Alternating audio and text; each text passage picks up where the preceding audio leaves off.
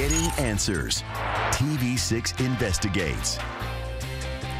Your top story at 6 o'clock, our TV6 Investigates team diving into Deere & Company's largest factory in the Quad Cities, shedding employees. Thanks for being with us. I'm Redrick Terry. I'm Paula Sands. John Deere announced yesterday that it's cutting 225 jobs in October at Harvester Works in East Moline.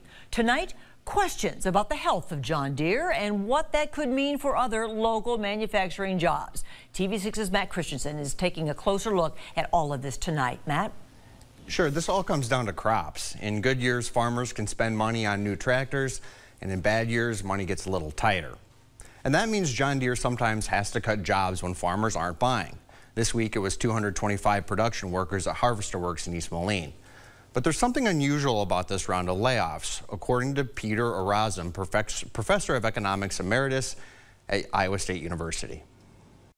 What's unusual in this case is that it looks like, at least for 2023, Deere is going to end the year in really good shape, as they did in 2021, 2022. So this looks like it's more looking forward, that this looks like a not as successful harvest in terms of both prices and potentially yields.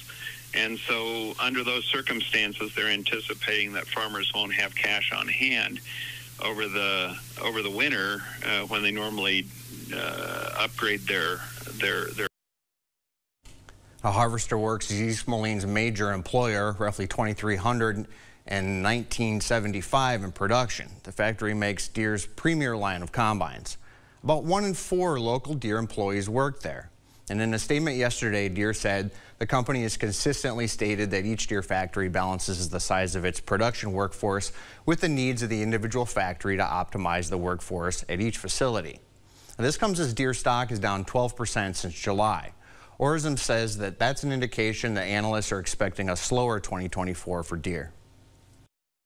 It does look like this is happening despite the fact that Deere is probably going to finish 2023 in good shape. So the falling stock price in the face of rising earnings guidances, you just don't see that very often. And that suggests that analysts are expecting that Deere's 2024 isn't going to be very good. Employees we spoke to said Harvester Works will consolidate its main production line down to first shift only. Deere called the layoffs indefinite.